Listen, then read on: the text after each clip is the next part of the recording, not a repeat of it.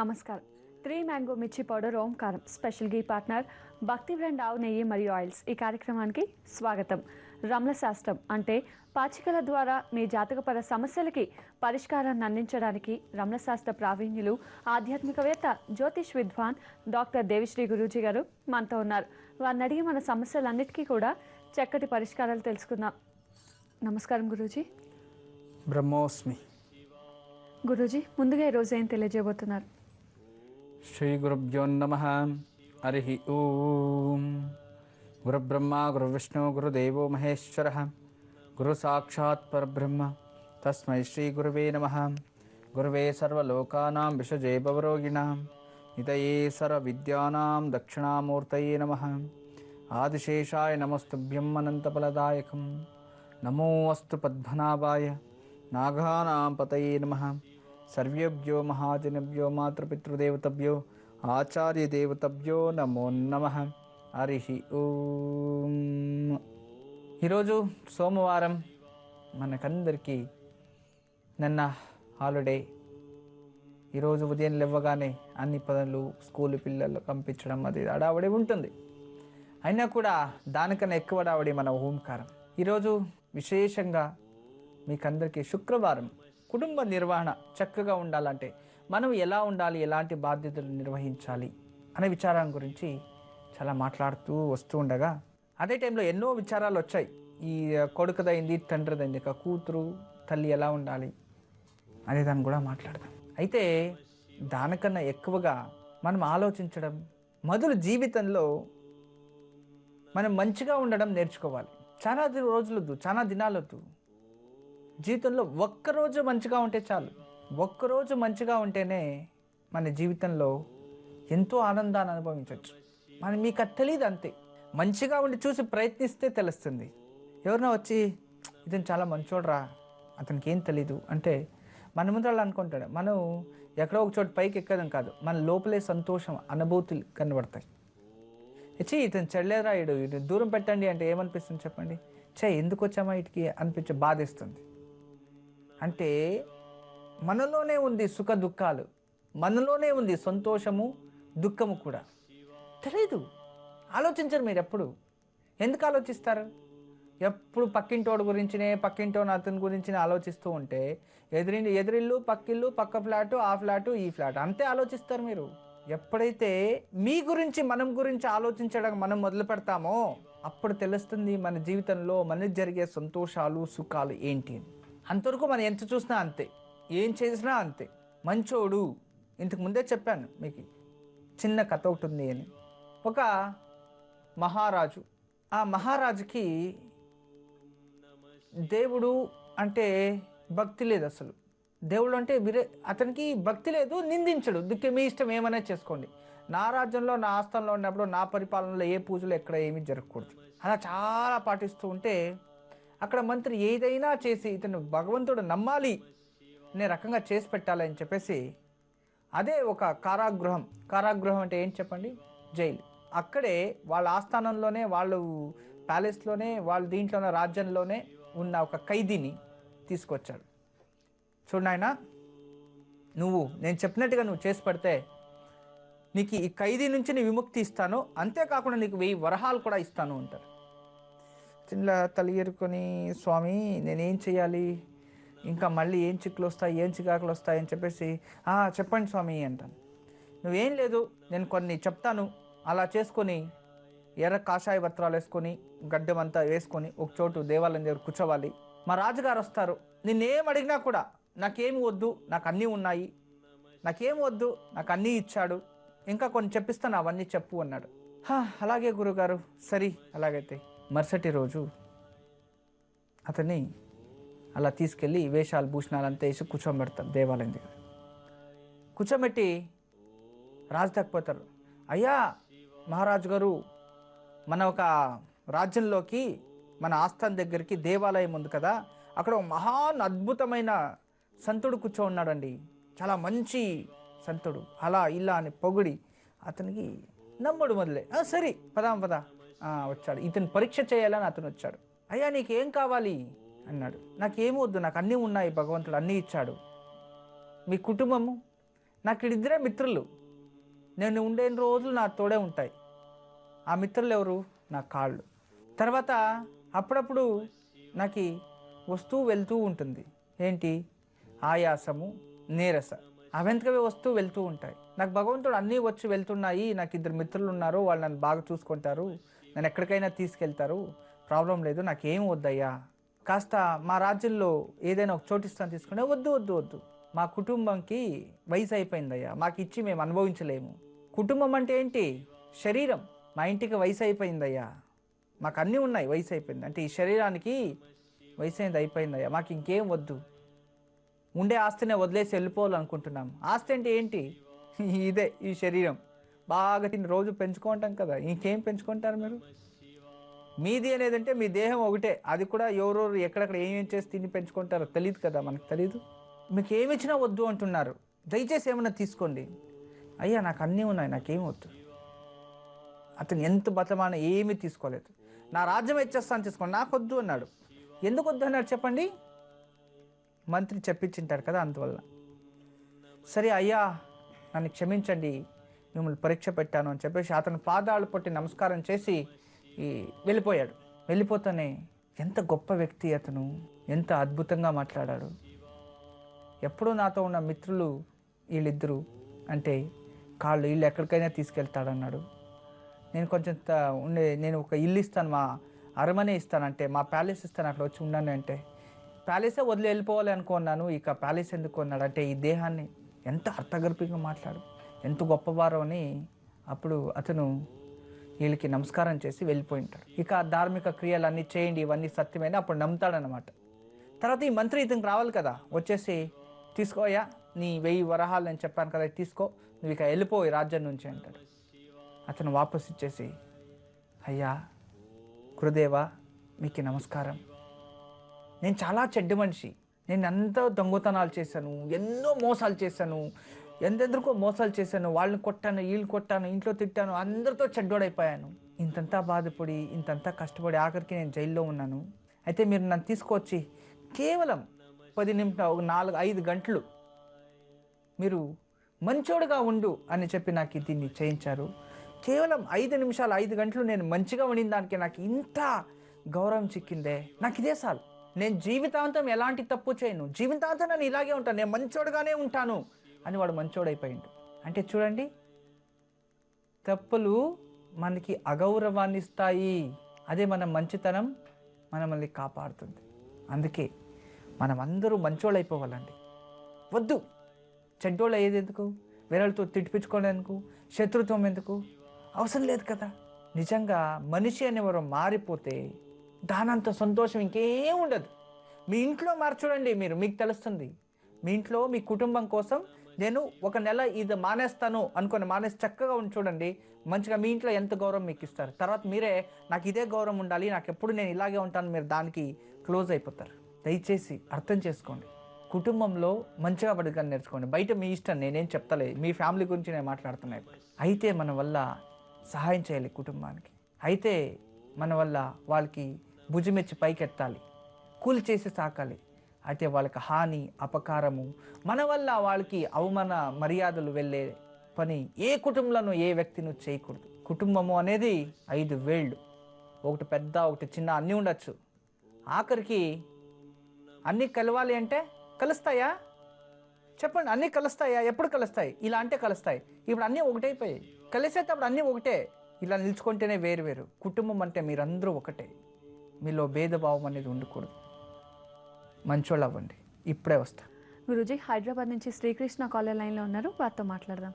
నమస్తే అండి శ్రీకృష్ణ గారు, ఎవరి గురించి తెలుసుకోవాలనుకుంటున్నారు? నా గురించి తెలుసుకోవాలనుకున్నామండి. తప్పకుండా అండి, మీ నక్షత్రం చెప్పండి. నాది అశ్విని నక్షత్రం అండి. సరే అండి శ్రీకృష్ణ గారు, మాట్లాడండి గురూజీతో. నమస్కారం అండి. నమస్తే గురుజీ, చాలా రోజుల నుంచి వెయిట్ చేస్తున్నాము మీ కాల్ కోసం. మంచిది, బాగుంది జాతకం. ఏం పని చేస్తుంటారు? నేను లాజిస్టిక్స్ ఫీల్డ్ లో జాబ్ చేస్తున్నానండి. లాజిస్టిక్స్ లో చేస్తున్నాను. ఎన్ని సంవత్సరాలు అయింది? నేను 5 years అవుతుందండి. ఓకే, అంతకుముందు సాఫ్ట్వేర్ ఫీల్డ్ లో ఉండేవాను, మార్కెటింగ్ ఫీల్డ్ లో ఉండేవాను. ఫుల్ టోటలీ షిఫ్ట్ అయిపోయారు. టోటల్ షిఫ్ట్ అయిపోయాం, మరి పరిస్థితులు బట్టి షిఫ్ట్ అయిపోవడం పడింది. సో అది కొంచెం డౌన్ ఉన్నానమాట. సో తర్వాత లాజిస్టిక్స్ ఫీల్డ్ లోకి చేంజ్ అయ్యాను. అంతగా బాగాలేదండి, డెవలప్మెంట్ మాత్రం అంతగా బాగాలేదు. అభివృద్ధి లేదు, చిన్న ఏజ్ నుంచి అంతే.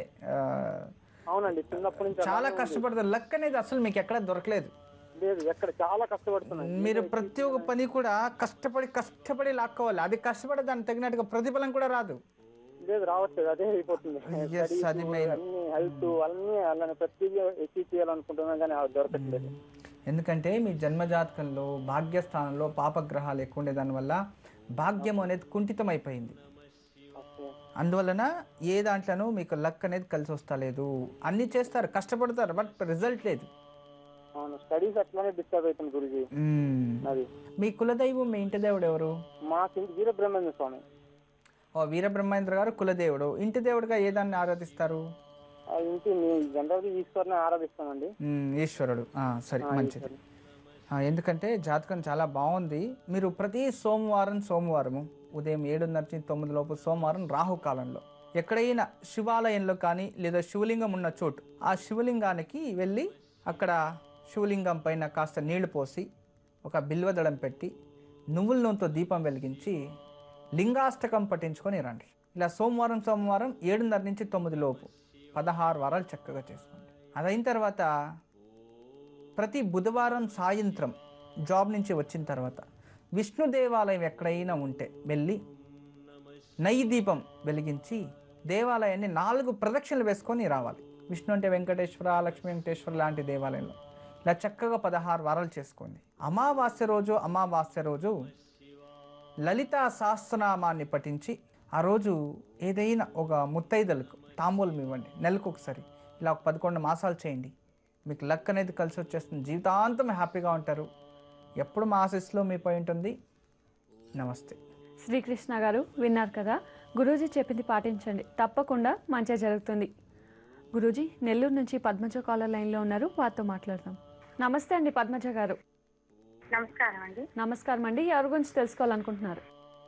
నా గురించే తెలుసుకోవాలనుకుంటున్నానండి. తప్పకుండా అండి, మీ నక్షత్రం చెప్పండి. నాది ఉత్తరాభాద్ర నక్షత్రం, 4వ పాదం అండి. సరే అండి పద్మజ గారు, మాట్లాడండి గురూజీతో. నమస్తే అమ్మా. నమస్కారం అండి. నమస్కారం గురూజీ. నమస్తే తల్లి. సమస్య చెప్పొచ్చాను. చెప్పమ్మా. మేము కొంచెం ఆర్థిక ఇబ్బందులు ఉన్నాయి. నేను ఒక బిజినెస్ చేస్తున్నాను, ఐడియా డిస్ట్రిబ్యూషన్. దాంట్లో కొంచెం ఆర్థిక ఇబ్బందులు, అప్పులు, కొంచెం ఇబ్బందులు ఉన్నాయి గురుగారు. తర్వాత వచ్చేసి ఏదొక చిన్న పొరపాటు లేకుండా అన్ని అపనిందలు పెట్టడం, ఎవరితో మాట్లాడినా సరే ఏదో మాట్లాడడం, కొంచెం లైఫ్ కొంచెం డిస్టర్బెన్స్ గా ఉంది. నేను ఓన్ గా బ్రతకాలి, నా కాళ్ళ మీద నేను నిలబడి బ్రతకాలి అనే నిర్ణయంతో నేను ఓన్ గా ఈ బిజినెస్ చేస్తున్నాను. దీంట్లో కొంచెం ఒడిదుడుకులు ఉన్నాయి, కానీ కొంచెం ఇబ్బందికరంగా ఉంది లైఫ్. అది ఎలా ఉంటుంది, దానికి కొంచెం పరిహారాలు ఏంటో తెలుసుకుందామని.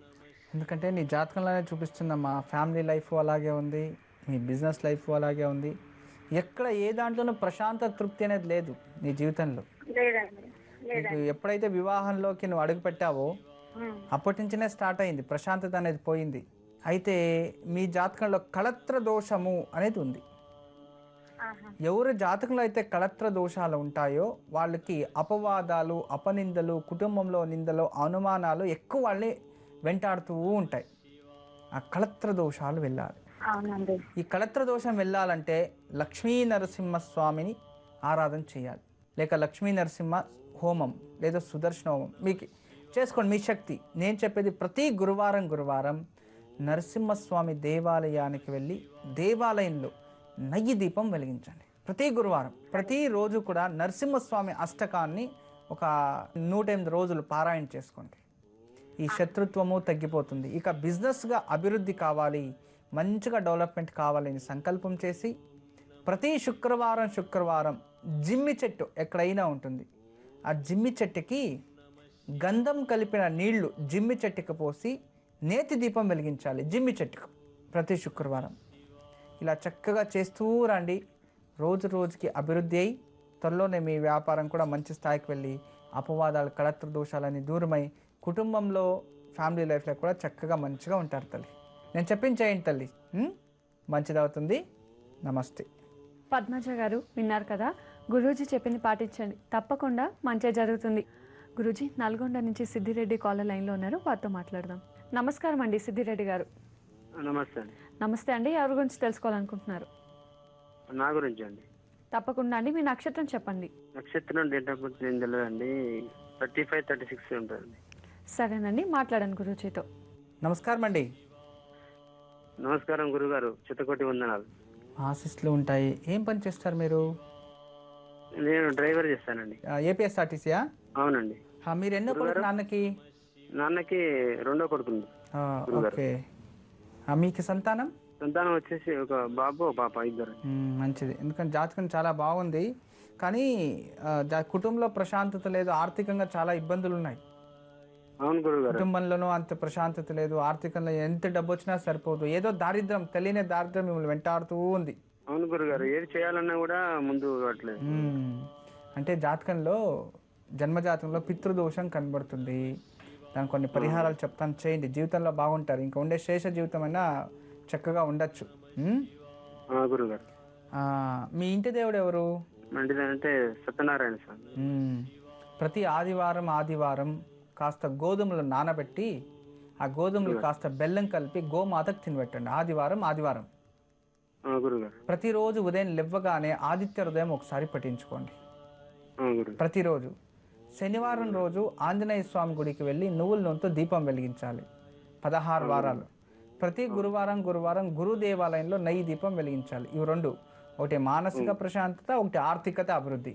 ఇవి చక్కగా రెండు చేసుకుంటే మీ జీవితంలో అన్నీ అచ్చొచ్చినట్టే. ఇప్పుడు ఆరోగ్యం వచ్చిందంటే ఇంక అన్నీ బాగా వచ్చినట్టే. రెండోది ఆర్థికంగా మంచి సపోర్ట్ వచ్చినట్టే, ఇంక అన్నీ సంపాదన చేసినట్టే. ఇప్పుడు దీన్ని కరెక్ట్గా మీరు చేసుకోండి. ఆ పితృదోషం రోజు రోజుకి తగ్గుతుంది. ఖచ్చితంగా మీ జీవితంలో మంచి స్థాయి, ఇంకా ఉన్నతి పదవి అన్నీ వస్తాయి. మీరు అనుకోని అన్నీ జరుగుతాయి. ఇది ఒక ప్రతిరోజు 108 రోజులు ఆదిత్య హృదయం పట్టించుకునేయండి, ఇక అన్నీ మీకు మంచిగా జరుగుతుంది. ఎప్పుడు మా ఆశీస్సులు ఉంటాయి. నమస్తే. సిద్ధిరెడ్డి గారు విన్నారు కదా, గురూజీ చెప్పింది పాటించండి, తప్పకుండా మంచిగా జరుగుతుంది. గురూజీ కర్నూలు నుంచి పద్మా కాలర్ లైన్లో ఉన్నారు, వారితో మాట్లాడదాం. నమస్కారం అండి పద్మా గారు. నమస్కారం అండి. ఎవరి గురించి తెలుసుకోవాలనుకుంటున్నారు? నేను మా వారి గురించి తెలుసుకోవాలనుకుంటున్నానండి. తప్పకుండా అండి, మీ వారి పేరు నక్షత్రం చెప్పండి. నక్షత్రం తెలియదండి, డేట్ ఆఫ్ బర్త్ చెప్తాను. ఆయన పేరు రుక్మిణి కుమారు. 22/1/1959 రాత్రి 2:05 పుట్టారండి. అర్ధరాత్రి 2:05 పుట్టారు. అవునండి. సరేనండి, మాట్లాడండి గురూజీతో. నమస్తే అమ్మా. నమస్తే గురూజీ గారు, మీకు వందనాలండి. మా ఆశీస్సులు ఉంటాయి తల్లి. మృగశిర నక్షత్రం 4వ పాదం మిథున రాశిలో జన్మించారు. కరెక్ట్, మిథున రాశిలో జన్మించారు. జాతకం అయితే చాలా బాగుంది తల్లి. కానీ మీ భర్తకి జన్మగురు బ్రహ్మహత్య దోషం వచ్చింది. అదే గురుజీ, ఇంట్లో ఆర్థిక పరిస్థితి ఏం బాగాలేదు గురుజీ, అందుకే బాగుంది. అప్పటి నుంచి అంటే ఇప్పుడే కాదు, ఆర్థిక పరిస్థితి మొదలు నుంచి అదే ఆర్థిక పరిస్థితి. అప్పు చేస్తే తీర్చడం కాదు, సంపాదన చేసిందంటే వాళ్ళకే పెట్టాలి. అన్ని పెండింగ్. ఏది చేశారు, ఏ దాంట్లోనూ సక్సెస్ పూర్తిగా లేదు మీ భర్త. అవునండి. దీని అన్నిటి కారణం గురు శాపము, బ్రహ్మహత్య దోషం వచ్చేసింది. అందువలన ప్రతి గురువారం రావి చెట్టుకి గంధం కలిపిన నీళ్లు పోసి నెయ్యి దీపం వెలిగించి రావి చెట్టుకి 5 ప్రదక్షిణలు వేసి అక్కడి నుంచి ఏదైనా గురు దేవాలయానికి వెళ్ళి 18 ప్రదక్షిణలు వేసుకొని రావాలి. మీ భర్తే చేయాలి. తర్వాత ఇలా చేసుకొని ప్రతిరోజు గురుపాదుక స్తోత్రాన్ని పఠించాలి. మనం గురుపాదుక స్తోత్రాన్ని ఎంత పఠిస్తూ ఉంటామో అంత గురు దృష్టి మనపై వస్తుంది. సోమవారం సాయంత్రము చంద్రమౌళేశ్వర లేక శివలింగం పైన కాస్త కొబ్బరి నీళ్ళు కానీ, లేదంటే ఏదైనా చెరుకు రసంతో కానీ, ఇంట్లో అయినా సరే ఏదైనా శివలింగం బయట, దేవాలయం బయట ఎక్కడైనా లింగం పెట్టింటారు, అభిషేకం చేసి చంద్రమౌళ అష్టకం పఠించుకోవాలి. ఇది చేసిందైతే మీ భర్తకు ఆరోగ్యము చక్కగా వస్తుంది, ఆర్థిక స్థితిలో అభివృద్ధి అవుతుంది, కుటుంబంలో ప్రశాంతత కూడా ఉంటారు తల్లి. ఇక అన్నీ మంచిగా జరుగుతుందమ్మా. ఈ నుండి నేను చెప్పింది చేయండి, మీకు అంతా మంచిగా జరుగుతుంది. ఎప్పుడు మా ఆశీస్సులు ఉంటాయి తల్లి. నమస్తే. పద్మ గారు విన్నారు కదా, గురూజీ చెప్పింది పాటించండి, తప్పకుండా మంచిగా జరుగుతుంది. గురూజీ మంచి విషయాలు తెలియజేస్తున్నారు. మంచి విషయాలంటే ఇతరుల్ని ఆనందంగా చూసుకోండి అనేది, అంతే నా కాన్సెప్ట్. మనము వేరే వాళ్ళని ఆనందంగా చూసుకుంటే వాళ్ళు మనం ఆనందంగా చూసుకుంటారు. మనం ఆనందంగా ఉండాలి. చిరాకు పడడం, వాళ్ళని అవమానించడం, వీళ్ళని అవమానించడం, అనుమానంగా చూడడం అవి ఉండకూడదు. మెయిన్ జీవితంలో అది ఉండకూడదు. తర్వాత ఇదే విచారాలు వస్తూ ఉంటే ఎక్కువ మనిషి తన దేహస్థితి ఇలా పెట్టుకోవాలంటే అతనికి ఎక్కువ వాటర్ తాగుతూ ఉండాలి. ఎన్ని నీళ్ళు మనం తాగుతూ ఉంటామో మన మనస్సు అంత స్థిరంగా చైతన్యంగా ఉంటుంది అని అర్థం. నీళ్ళు ఎక్కువ సేవించాలి, ఎక్కువ నీళ్లు సేవించాలి. మీరు దానికన్నా ఎక్కువగా ఇంకా సంతోషంగా మనం ఉండాలి, మన కోపం రాకూడదు అనిపించినప్పుడు మనం ఎలా ఉండాలంటే, విశేషంగా ఈ ఒక 6 సంవత్సరాల లోపున్న పిల్లలు లేక 60 సంవత్సరాల వయసు అయిన దాటిన వారితో రోజుకి 10 నుంచి 15 నిమిషాలు లేదా హాఫ్ అన్ అవర్ వాళ్ళతో టైం స్పెండ్ చేయాలి. ఆటోమేటికల్ మీ మనసు ప్రశాంతత అయిపోతుంది. ఇలా రోజు చేస్తూ ఉండండి. ఆటోమేటికల్ మీలో చేంజెస్ అనేది వచ్చేస్తుంది. ఆటోమేటికల్లీ నేను ఇంకా ఎవరిని బాధ పెట్టకూడదు, నేను ఎవరిని తిట్టకూడదు, నేను ఎవరిని కొట్టకూడదు, ఇంట్లో చక్కగా ఉండాలి అనే బుద్ధితనం వస్తుంది. ఇక మనం సంతోషంగా ఉండాలి, మనం ఎవరికి కోపం మనం చేసుకోకూడదు. ఇప్పుడు వేరే వాళ్ళు దూషిస్తే ఏం రాదు కదా, అనుమానం పడితే కూడా ఏం రాదు, దూషిస్తేనే ఏమీ రాదు, అసూయ పడితేనే ఏమీ రాదు, ఈశ పడితేనే ఏం రాదు, అంతా మనమే అనుభవించాలి మళ్ళీ. అందువలన మనం ఎప్పుడైతే మంచిగా మారుతామో అప్పుడే సంతోషం వచ్చేసింది. మారాలి అనేది జగతికి పరివర్తనమే నియమం. ఈ జగతికి పరివర్తనం అనేది ప్రతిరోజు అవుతూ ఉంటుంది. సమయం వృధా చెయ్యకూడదు.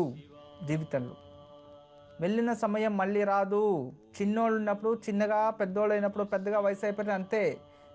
నాకు వయసు అయిపోయింది, నేను వృద్ధు, నాకు ఇప్పుడు బాల్యం కావాలంటే వస్తుందా?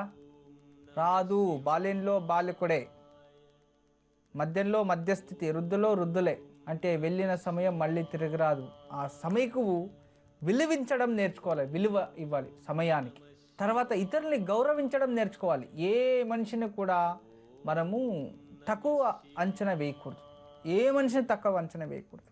మనకి ఇది పనికిరాళ్లే అనుకోకూడదు. ఎప్పుడు పరక కడ్డి కూడా, అంటే చీపురు పుల్ల కూడా మనకి పనికొస్తుంది. గుర్తుపెట్టుకోండి, చీపురు పుల్ల కూడా మనకు పనికొస్తుంది.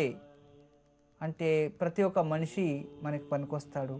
ప్రతి ఒక్క సన్నివేశం, ప్రతి ఒక్క క్షణము, ప్రతి ఒక్క నిమిషము, ప్రతి ఒక్క గంట అన్నీ కూడా వాల్యుబుల్ అన్నమాట. జీవితంలో ఎందరో వస్తూ ఉంటారు, ఎందరో పోతూ ఉంటారు. అందరితో గొడవ పడుతూ ఉంటే ఏంటి ప్రయోజనం? ఏం లేదు. చూడండి, ఈరోజు పువ్వు ఇది బాగుండింది ఇంతకుముందు ఫ్రెష్గా, ఇప్పుడేమైంది? ముదిరిపోయింది, అంటే వాడిపోయింది. అంతే మనిషి జీవితము అంటే. రోజుకి రోజుకి టైం అవుతూ అవుతూ అవుతూ అవుతూ ముదిరిపోవడమే, వాడిపోవడమే. ప్రయోజనం ఏముండదు. అందరూ అక్కడికే కదా వెళ్ళేది, అందరూ వృద్ధాంతులే. అందులో ఎందుకు బతికేం ప్రయోజనం? సరే, భగవంతుడు ఒకటి ఆలోచిద్దాం. ఈరోజు నేను చాలా ఐశ్వర్యవంతును, నాకు అన్ని కోట్లు ఉన్నాయి, డబ్బులు అధికంగా ఉంది, నాకు అది ఉంది, ఇది ఉంది, ఇలాంటి ఆలోచించుకుందాం ఎక్కువగా. నేను ఇంత ఆలోచిస్తాను. ఇప్పుడు పేదవాడు, నేను శ్రీమంతుడు, లేదంటే నేను విద్యావంతుడు, వాడు అవిద్యావంతుడు. కానీ మేమందరూ కూడా ఒకటే, మాకి భేదభావం ఉండదు. అది ఎక్కడ అనే దాన్ని వచ్చి తెలియచేస్తా. వెయిట్ చేయండి. గురూజీ, రామసముద్రం నుంచి రత్నమ్మ కాలర్ లైన్లో ఉన్నారు, వారితో మాట్లాడదాం. నమస్కారం అండి రత్నమ్మ గారు. నమస్కారం మేడం. నమస్కారం అండి. ఎవరి గురించి తెలుసుకోవాలనుకుంటున్నారు? మా కూతురు గురించి తెలుసుకుందాం అనుకుంటున్నామండి. తప్పకుండా అండి. మీ అమ్మాయి పేరు, నక్షత్రం చెప్పండి. మా అమ్మాయి పేరు లిల్లీ సాయిశ్రీ. సెప్టెంబర్ 26, 2002లో పుట్టింది. రాత్రి 12 గంటల పైన పుట్టింది మేడం అమ్మాయి. సరే అండి రత్నమ్మ గారు, మాట్లాడండి గురూజీ గారు. నమస్తే తల్లి. నమస్తే గురూజీ. చెప్పండి అమ్మా. గురూజీ, మా అమ్మాయి చదువులో చాలా ఇదిగా ఉంది అమ్మాయి. కొన్ని ఎగ్జామ్స్ రాపించినా కూడా రాలేదు గురూజీ మాకు. అది ఆ పాపకి మేము చాలా పేదోళ్ళు గురూజీ. మాకు ఏమన్నా అమ్మాయి బాగా చదువుతుందే లేదా అని తెలుసుకోవాలని ఉంది గురూజీ. ఏం చదువుతుంది ఇప్పుడు? అమ్మాయి 7th క్లాస్ చదువుతుంది గురూజీ. 7th class. 6th లో ఒకటి ఎగ్జామ్స్ రాపించినాము, నవోదయ ఎగ్జామ్స్. అక్కడ సీట్ రాలేదు. ఎక్కడ, ఏ నవోదయలో ఎక్కడ కావాలి మీకు? అమ్మాయి నవోదయ సెంట్రల్ సిలబస్ ఉంటుంది గురూజీ, అది ఫ్రీ సీట్. ఇంటర్ వరకు ఫ్రీగా ఉంటుంది, అది వస్తుందేమో అని రాపించినాము. బాగా చదువుతుంది కానీ రాలేదు గురూజీ మాకి. అమ్మాయి ఏమన్నా ఎడ్యుకేషన్ లా ఇంప్రూవ్మెంట్ అవుతుందా లేదా అని అడుగుతా ఉండ గురూజీ. అవుతుంది తల్లి. మీ అమ్మాయి భరణి నక్షత్రంలో జన్మించింది, వృషభ లగ్నంలోనే జన్మించింది. చాలా బాగుంది జాతకం గురూజీ. అది తెలుసుకుందామని జాతకం ఇంతవరకు ఎవరి దగ్గర రాపించలేదు గురూజీ అమ్మాయిది. మేము ప్రాబ్లం లేదు తల్లి. ఏమన్నా అమ్మాయికి ఎప్పుడు MBBS వేయాలని కోరుకుంది గురూజీ. అమ్మాయి ఏమన్నా అవుతుందా లేదా అని, రీచ్ అవుతుందా లేదా అని కోరిక గురూజీ మాకి. ఖచ్చితంగా అవుతుంది. ఒకే ఒక పాప గురూజీ, మాకేం ఆదరవ లేదు గురూజీ. పంచమ స్థానం విద్యాస్థానంలో బుధాదిత్య యోగం, బుధుడు ఉచ్చస్థానంలో ఉన్నాడు, సూర్యుడు ఉన్నాడు తల్లి. ఖచ్చితంగా మీ అమ్మాయి మీకు మంచి పేరు ప్రతిష్ట ఎడ్యుకేషన్ వస్తుంది. కానీ అమ్మాయికి ప్రజెంట్ అంత మంచిగా లేదు టైం, అంతే. అందువల్ల ఇలా అయింది. అది బాగా చదువుతుంది అని చెప్తారు గురూజీ టీచర్స్ కూడా, కానీ అమ్మాయి ఏ ఎగ్జామ్స్ రాసినా కూడా సెలెక్ట్ కాలేదు. అదృష్టము, అమ్మాయికి అదృష్టంను పరీక్షిస్తుంది అంతే, ఇంకేం లేదు. చదువుతుంది. ఈసారి ఎగ్జామ్స్ తీసుకోమని చెప్పు, నవోదయనే రాపించండి. ఇంటర్ వరకు ఫ్రీగా అవుతుంది, నేను చూసుకుంటానది. నేను చెప్పినట్టుగా మీరు సంకల్పం చేసి అమ్మాయి పరిహారం కూడా చేయించండి. సరే తల్లి, ప్రతిరోజు రాత్రి పడుకునే ముందు సరస్వతి ఫోటో ముందు మీకు కొబ్బరి నూనెతో కావచ్చు, ఏ నూనె దొరికితే ఆ నూనెతో, మంచి నూనెతో దీపం వెలిగించాలి ప్రతిరోజు రాత్రి పడుకునే ముందు సరస్వతి ఫోటో ముందు. తర్వాత ప్రతి మంగళవారం మహాగణపతి దేవాలయం తీసుకెళ్ళి తెల్ల జిల్లేడు పూలు చక్కగా చిక్తాలేండి, మన సైడ్ దొరుకుతాయి, రామ సముద్రం సైడు. ఒక తెల్ల జిల్లేడు పూల మాలను తీసుకెళ్ళి మహాగణపతికి ఇచ్చిరండి. అలా చేసుకుని కాణిపాకం దగ్గరే మీకు ఎప్పుడైనా ఒకసారి కాణిపాక దండిగా వెళ్ళిండాం గురూజీ. ఆ కాణిపాక విఘ్నేశ్వరునికి సంకష్టర చతుర్థి ఉంటుంది కదా, ఉంటుంది గురూజీ. ఒక్క పొద్దు కూడా ఉంటా గురూజీ. ఆ రోజు మీ అమ్మాయిని తీసుకెళ్ళాలి. మీ అమ్మాయిని తీసుకెళ్ళి ఆ రోజు ఒక మంచి పూలతో, అంటే గన్నేరు పూలతో, తెల్ల గన్నేరు పూలు లేకుంటే తెల్ల జిల్లేడు పూలతో అర్చన చేయించుకొని, మా అమ్మాయికి సద్బుద్ధి, ఎడ్యుకేషన్లో ఎక్కడ ఆపదలు రాకూడదు అని సంకల్పం చేసి తీసుకొని రాండి గురూజీ. అలా చేస్తూ వస్తే ఖచ్చితంగా మీకు అమ్మాయికి ఎక్కడ ఎలాంటి ప్రాబ్లము రాదు తల్లి, మంచిగా అవుతుంది. అమ్మాయి ఎంబీబీఎస్ కావాలంటున్నారు, ఖచ్చితంగా జరుగుతుంది తల్లి, ప్రాబ్లం లేదు. మీరేం భయపడకండి. నేను చెప్పాను అంటే ఇంక జరిగే తీరుతుంది అని అర్థం. నేను చెప్పింది చక్కగా చేయండి. మీ అమ్మాయికి ఎప్పుడు మా ఆశీస్సులు ఉంటుంది తల్లి. నమస్తే. గురూజీ, బెంగళూరు నుంచి శ్రీనివాస్ కాలర్ లైన్లో ఉన్నారు, వారితో మాట్లాడదాం. నమస్కారం అండి శ్రీనివాస్ గారు. నమస్కారం మేడం. నమస్కారం అండి, ఎవరి గురించి తెలుసుకోవాలనుకుంటున్నారు? మా గురించి తెలుసుకోవాలి మేడం. తప్పకుండా అండి, మీ నక్షత్రం చెప్పండి. అది తెలుదు మేడం, 33, 34 ఉంటుంది. సరే అండి శ్రీనివాస్ గారు, మాట్లాడండి గురూజీతో. నమస్కారం అండి. నమస్కారం సమయ. నమస్తే, చెప్పండి. ఏం పని చేస్తారు మీరు? సార్ మేము మెకానిక్ పని చేస్తాం సమయ. మంచిది, బాగుంది మీ జాతకము. మీ పూర్తి పేరేంటి? అమ్మ నాయన పెట్టిండేది వచ్చేసి వన్నూరప్ప అని. ఇక్కడ ఎడ్యుకేషన్ కనేసి స్కూల్లో చేర్పించడానికి అనేసి శ్రీనివాస్ అని పెట్టినారు. కరెక్ట్, నిజమే. మీరు జన్మించిండేది మృగశిర నక్షత్రము, మిథున రాశిలో జన్మించారు. మృగశిర నక్షత్రం మిథున రాశిలో జన్మించారు. మిథున రాశి జన్మించారు. జాతకం అయితే చాలా బాగుంది, కానీ ఆర్థికంగా మీరు ఎంత డబ్బు సంపాదించినా మీ దగ్గర ఉండదు. లేదు సార్, ఇప్పుడు ఇంకొకటి ఏం ప్రాబ్లం అంటే చెప్పండి. వైఫ్ ఇదైపోయింది, ఇప్పుడు పెళ్లి మ్యారేజ్ ఎప్పుడు అవుతుంది అనేసి. శుక్రదోషం కూడా వచ్చింది. అంటే డివోర్స్ అయిందా? లేదు, ఆమెకి బాగాలేకపోయా, హార్ట్ ప్రాబ్లం ఉన్నాయి, స్వర్గస్థులు అయిపోయారు. ఖచ్చితంగా ఇక్కడ శుక్రుడు చూపిస్తున్నాడు. ఇక్కడ స్త్రీ శాపం కూడా ఉంది. అంటే మీ భార్యది అని కాదు, పూర్వార్జిత కర్మఫలం. పూర్వార్జిత కర్మఫలంలో శుక్రదోషం ఉన్నవారు ఈ జీవితంలో, దాంపత్య జీవితంలో తృప్తి ఉండదు అనేది చూపిస్తుంది. ఆ శుక్రదోషం వెళ్ళాలి. ఇప్పుడు మనం అనుకున్నట్టుగా, నేను చెప్పినట్టుగా మీరు చేసినది 6 మాసాల్లో మీకు మంచి అమ్మాయి వస్తుంది, పెళ్లి చేసుకొని జీవితం బాగా చేయొచ్చు, ఏం భయపడిన అవసరం లేదు. ఆర్థిక స్థితిలో ఇబ్బందులు, అనారోగ్య ప్రాబ్లం కూడా ఉంది ప్రజెంట్ మీకు, ఇవన్నీ కూడా జాతకంలో చూపిస్తుంది. అయితే రెండో విచారం ఏంటంటే, మీరు పెళ్లి చేసుకోక ముందు ఒక 16 వారాలు ప్రతి శుక్రవారం ఉదయాన్నే లేవగానే గోమాతకి యథాశక్తి గడ్డి, ఫలం ఇలాంటిది శుక్రవారం తినబెట్టి, ఆ రోజు దేవీ దేవాలయానికి వెళ్ళి నెయ్యి దీపం వెలిగించి 3 ముత్తైదులకు తాంబూలం ఇచ్చి వాళ్ళ అనుగ్రహం పొందాలి ఫస్ట్. ఇలా ఒక 16 వారాలు చేసుకుంటూ మీరు ఎప్పుడైతే మాంగళ్య ధారణ చేస్తారో దానికి ముందు, పెళ్ళికి ముందు నదీ తీరం కానీ, అంటే మనకి అక్కడే బెంగళూరుకి దగ్గర త్రివేణి సంగమం ఉంది, శ్రీరంగపట్టణం సంగమ తీరం ఉంది. ఆ సంగమ తీరంలో కావచ్చు, లేదంటే గోకర్ణ నదీ తీరంలో, గోకర్ణ సముద్రం అది మంచిది.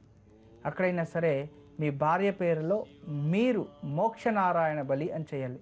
ఎందుకంటే ఆమె ఆ ఆయుష్లో తీరుకునే దాని నుంచి ఆమెకు మోక్షం లభించుండదు. ఎప్పుడైతే ఆమెకి మోక్షం దొరకకపోతే మీ జీవితం ఇక్కడ బాగుండదు. ఆ మోక్ష నారాయణ బలి చేసి ఆమెకు మోక్షం ఇప్పించిన తర్వాత మీరు వివాహం చేసుకుంటే ఇక ఉండే జీవితంలో అయినా కాస్త రోజులు చక్కగా బతకచ్చు. ఎప్పుడూ మా ఆశీస్సులు ఉంటాయి. నమస్తే.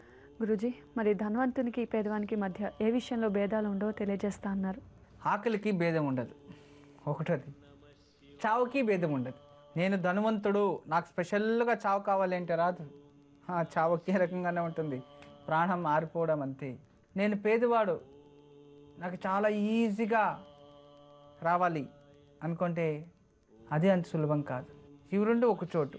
జీవితంలో ఆకలి అనేది, బాధ అనేది, నొప్పి అనేది అందరికీ ఒకటే. దాంట్లో భేదభావాలు ఉండవు. ధనవంతుడు, శ్రీమంతుడు, ఎవరికైనా నొప్పి, ఎవరికైనా నొప్పే కదా. అందుకే జీవితంలో అయితే ఇతరుల్ని సంతోషం పెట్టాలి, ఎవరికి మనము బాధ పెట్టకూడదు. కష్టాలు అనేది సహజం. కష్టాలు అనేవి మనకి స్కూల్లో నేర్చుకునే గణిత ఉన్నట్టు. గణిత అంటే మ్యాథమెటిక్స్ తెలుసు కదా. రోజు రోజుకి లెక్కలు మనం ఎంత చక్కగా నేర్చుకుంటూ ఉంటామో అంత అనుభవం. Everything is practice. ఇది అంతే, మన కష్టాలు కూడా ప్రాక్టీస్ అనుకోవాలి. వచ్చే కష్టాలన్నీ ఎదిరిస్తూ వస్తే సంతోషం అదే మన ఇంకింటి ఉంటుంది. అయ్యో మన కష్టం వచ్చేసినే అని ఆలోచిస్తే ఎప్పటికీ మనము సంతోషంగా ఉండలేము. కుటుంబంలో సంతోషంగా ఉండాలంటే భార్య పిల్లలు ఏదో తప్పు చేసింటారు, దాన్ని కెదికి గొడవ తీయడం, దాన్ని అప్పుడప్పుడు గుర్తించడం. అలా చేస్తే ఏమవుతుంది? ఏదో జరగాలి కదా. అప్పుడప్పుడు గుర్తు లేదు, ఏదో జరుగుతుందంటే దాని పాతవన్నీ తీస్తుంటే ఇంట్లో సంతోషం పాడైపోద్ది. అదే పాత విచారం లెక్క మడిచిపెట్టేసి క్లోజ్ చేసి కొత్త జీవితం, ఇక పాత బ్లాక్ మార్క్స్, బ్లాక్ నెగిటివ్ వద్దు. నేను అప్పుడే మొన్నే చెప్పాను, మంచివి ఎన్ని రోజులైనా గుర్తుపెట్టుకోవచ్చు. అయితే మనోళ్ళు అలా కాదు, ద్వేషం కదా, అసూయ ద్వేషంతో కాసేవారు. మంచివి ఎందుకు గుర్తుంటాయి వాళ్ళకి? చెడువే గుర్తుంటాయి. అంత మంచిగా చారు అన్నం తట్ల వేసి పెడితే వాళ్ళు మంచిగా తినరు, అందులో రాయి పడిపోయింది, దానికి గొడవ షురు అవుతుంది, నువ్వు మంచిగా చేయలేదు. అంత రుచిగా చేసిన దానికి ఎప్పుడు పొగిడిండ్రు. ఒక రాయి దొరికింది అనుకోండి, దానికి గొడవలు చేస్తారు. అలాంటి లోకం మంది. అవును కదా. చూడండి పురుషులు ఎక్కడెక్కడ, నేను మిమ్మల్ని తిడతా లేదు, మళ్ళీ మీరు కోపం చేసుకోకండి. ప్రపంచం ఉండేది అలా. మనం శాంతంగా ఉండాలంటే, మనం నెమ్మదిగా ఉండాలి, సంతోషంగా ఉండాలంటే కాస్త మార్పు రావాలి. అక్కడ అది మళ్ళీ ఇంకెక్కడ ఉంటుంది గొడవలు అంటే? ఇంట్లో ఏదైనా వేరే వాళ్ళని దూషణ చేయడం, నిందించడం. మనందరూ ఒకే ఫ్యామిలీ తెలుసు. భేదభావం చూడకూడదు. వచ్చేదాన్ని వెల్కమ్ చేస్తూ పైండేదాన్ని మర్చి సహజంగా మనం అందరూ ఒకటే ఉండే రోజులు సుఖంగా బతకాలి, కష్టపడాలి, బతకాలి. వృధా టైం కానీ ధనం కానీ వ్యర్థం చేయకూడదు. ఏ కుటుంబంలో అయితే టైము ధనము వృధాగా వ్యర్థమవుతుంటుందో ఆ కుటుంబం జీవితంలో ఎవరూ అస్సలు బాగుపడరు. ఇవన్నీ పురుషులకే కాదు, స్త్రీలకి అందరికీ కలిసి వచ్చేస్తుంది. ఇంట్లో అంటే మనం శాంతంగా ఉండాలంటే కొన్ని ఆచరించాలి అనే దాన్ని విచారం తెలియచేశాను. అయితే ఇంకా రేపటి కూడా ఉంది. ఏంటి రేపు? స్త్రీల కుటుంబంలో ఎలా ఉండాలి అనేది చాలా ఉన్నాయి. ఇన్ని రోజులు పురుషులు అన్నీ చెప్పాను, వాళ్ళు ఏమేమి తప్పు చేస్తారు, దయచేసి మీ పాదాలు నా తలకాయ పైన నుండి మారండి అని. అర్థమైంది కదా? మీకు నమస్కారం. ఎందుకంటే సంతోషంగా బతకండి. ప్రపంచంలో పరివర్తనే జగతికి నియమం అనేది మూలమంత్రం మాకు తెలుసు. దాన్ని మీకు చెప్తూ ఉన్నాను. మీరు మారండి అనేది నా ధ్యేయం. లేదా నా ఇష్టం, నేను మారను అంటే మీ ఇష్టం, మీ టీవీ మీ ఇష్టం, మీ చేతిలో ఉన్నది రిమోట్, మేమేం చేసేకి అవుతుంది? అంతే కదా. నేను మీ జీవితాన్ని మార్చుకునేయండి అని నేను చెప్తా లేదు. మిమ్మల్ని నమ్ముకున్నారు కదా, వాళ్ళని సంతోషంగా పెట్టడానికి ఏవేవి అనుకూలం అయితే అవన్నీ చేసుకోండి. అన్నీ పక్కింటి వాడిని కొల్లు కొట్టేసి దాన్ని తెచ్చి ఆస్తి అంతస్తులు పోసేది కాదు. అది కాదు సంతోషం. ఇంత చాలా ఎగ్జాంపుల్స్ ఇచ్చాను, ఎవరెవరు ఎలా మాట్లాడుతున్నారు తండ్రుల గురించి ఏంటి. అలాంటి వారికి ఇవన్నీ. మంచిగా ఉండేవాళ్ళు మంచిగానే ఉండండి, చక్కగా ఉండండి. నేను మీ జోలికి రాను, మీ డిస్టర్బ్ చేస్తా లేదు, లేదా నేనేమి చెప్తాను లేదు. అంటే జీవితంలో మనం సంతోషంగా ఉండాలంటే మనం ఏమేమి దినచర్యలు, ఎలా బతకచ్చు, ఎలా ఉండొచ్చు, ఫుడ్ ఎలా తినాలి, ఆరోగ్యం బాగుంటే అన్నీ వచ్చినట్టు కదా. మన మానసిక స్థితి బాగుంటే శారీరక స్థితి బాగుంటుంది, శారీరక మానసిక స్థితి బాగుంటే ఆర్థిక స్థితి బాగుంటుంది. ఈ రెండు బాగుంటే కుటుంబంలో బాగుంటాయి. అన్నిటికీ ఒకటికొకటి సంబంధం. అందుకే జీవితంలో చక్కగా ఉండాలి, మంచిగా ఉండాలి, అయినంత వరకు మనం మంచోళ్ళుగానే ఉండాలి అని జీవితంలో ఒక్క క్షణం మంచిగా ఆలోచిస్తే ఎంత ప్రశాంతంగా ఉంటుందో మీకు తెలియదు. రోజు ఒక దేవాలయానికి వెళ్ళండి, నమస్కారం వేసుకోండి. దేవుడా, భగవంతుడా, నేను ఏదో తెలిసి తెలియకుండా తప్పులు చేసేసాను, నన్ను క్షమించేయి, నా చేతిలో తప్పులు చేయించుకున్నా నువ్వే నన్ను కాపాడాలి. ప్రతిరోజు మీరు ఏమేమి చేస్తుంటారో భగవంతునికి సమర్పణ చేస్తూ ఉండండి. రోజు రోజుకి కర్మాన్ని తగ్గుతూ ఉంటుంది. నిజం అది. ఎందుకంటే మనిషి దేవాలయాలకే ఎందుకు వెళ్ళాలి అనే ఒక వైజ్ఞానికం కూడా ఉంది. It's a science. 100% విజ్ఞానం. దేవాలయానికి ఎందుకు వెళ్ళాలి అని అందరూ చెప్తూ ఉంటారు. ఇంట్లోనే దేవుడు ఉన్నారు, అక్కడ ఈడ పూజ ఎందుకు వెళ్తావు, గొడవలు వేరే. దేవాలయానికి ఎందుకు వెళ్తారని ఒక సైన్స్ ఉంది, విజ్ఞానం ఉంది. సినిమాని ఇంట్లోనే కూర్చొని చూడకుండా థియేటర్కి ఎందుకు వెళ్ళి చూస్తారు చెప్పండి? పెద్ద స్క్రీన్తో మంచి డిటిఎస్ సౌండ్తో ఫుల్ డిస్టర్బ్ ఉండదు. అక్కడ ఆరాంగా చూసుకొని ఫుల్గా బయటకు వస్తారు ఫ్రెష్గా టీవీ పెట్టాం. అలాగే ఇంట్లో కూడా డిస్టర్బ్ ఉండదు. చూడాలా, తల చూడ్చామా, ఇంకోటి చేసామా, కాఫీ పెట్టాలా, టీ పెట్ట. దేవాలయకి వెళ్ళి 8 నిమిషాలు 2 నిమిషాలు సినిమాకి కావాల్సింటే పోతారులేండి. మీకు వేలు డబ్బులు ఖర్చు పెట్టుకోమని టికెట్ దొరకలేదా బ్లాక్లా కొనుక్కుంటారు. అదే అర్ధ గంట లైన్లో నిలుచుకోవడానికి టికెట్కి అయితే ఒక రోజంతా నిలుచుకుంటారు. అదే దీనికైతే దేవస్థానం నిలబడరు మీరు. అలా ఉంటుంది మీ పరిస్థితి. Half an hour 2-3 hours cricket చూడడానికైతే 2 రోజులు ముందుగానే క్యూలో నిలుచుకుంటారు కొందరు. నేను చూశాను. మీ గురించి నేను చెడ్డగా మాట్లాడతాను, వెయిట్ చేస్తారు. అదే దేవాలయం దగ్గర దేవుడు దర్శనం చేసుకోవాలంటే అక్కడ ఏమి ఎంటర్టైన్మెంట్ ఉంటుంది, మీకు కర్మ పోతుందండి. జీవితాంతం బాగా చూసుకుంటాడు దేవుడు. దానికి మీరు అన్నీ ఎక్కడ కష్టపడతారు చెప్పండి? అందుకే జీవితంలో మనం ఎప్పుడు మారాలి అని మంచోడంతా చెడుగా అయిపోవడం కాదు, ఇంకా మంచిగా అవ్వడం. అంటే బంగారుని ఎంత వేడి చేస్తే, ఎంత కాస్తే అంత మంచి బంగారు దొరుకుతుందంట, అపరంజి అవుతూనే ఉంటుంది. అలా మనకి ఎన్ని కష్టాలు వచ్చినా కూడా మనం ఇంకా మంచోళ్ళు అవుతూ ఉన్నాము అని అర్థం. అదే పరమసత్యం. ఆ సత్యాన్ని తెలియకుండా అసత్యాన్ని వెతుకుతూ ఉంటారు ఎంతోమంది. అసత్యం అంటే ఏంటి? అశాశ్వతమైనది అసత్యం. అశాశ్వతం ఏంటి? వైభోగాలు, సిరి సంపదలు, ఆస్తులు, అంతస్తులు, పేరు, పెట్టుబడి, పలుకబడి, ఇవన్నీ శాశ్వతమా? ఏం లేదు, అవన్నీ అశాశ్వతం. శాశ్వతమైనది ఒకటే. శాశ్వతమైనది మనమందరూ బాగుండాలనేదే శాశ్వతం, అదే సత్యం. ఈరోజు యోగక్షేమం. ఈరోజు సోమవారం, చాలా విశేషమైన రోజు. ఈరోజు సాయంత్రం శివాలయానికి వెళ్ళండి. వెళ్ళి నువ్వుల నూనెతో దీపం వెలిగించి బిల్వదళాలు శివునికి అర్పించరండి.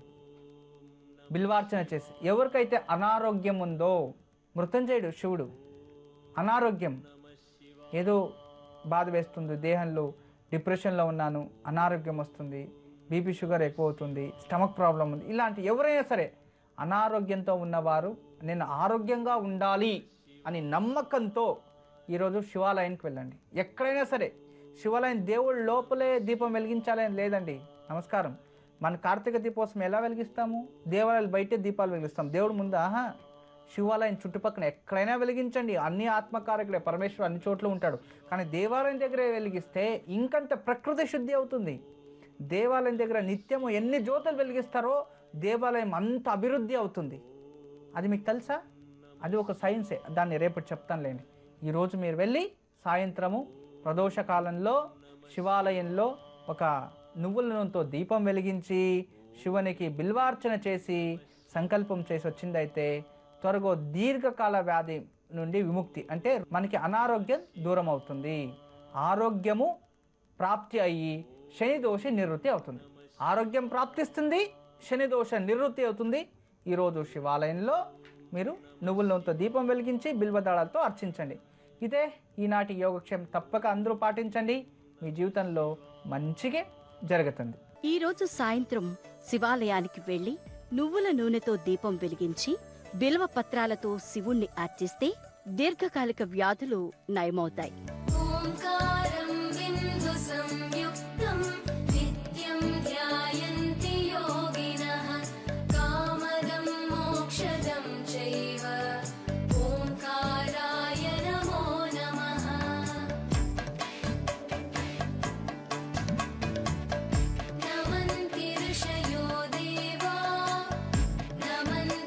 सरसा गणाः नरा नमन्ति देवेश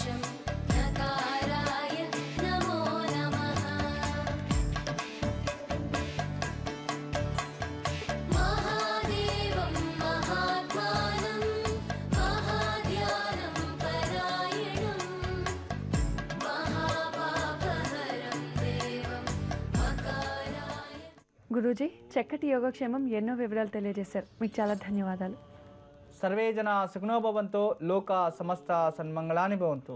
బ్రహ్మోస్మి. చూశారు కదండి, ఇది ఈనాటి 3 మ్యాంగో మిర్చి పౌడర్ ఓంకారం స్పెషల్ గీ పార్ట్నర్ భక్తి బ్రాండ్ ఆవు నెయ్యి మరియు ఆయిల్స్. మళ్ళీ కార్యక్రమంలో కలుసుకుందాం. నమస్కారం.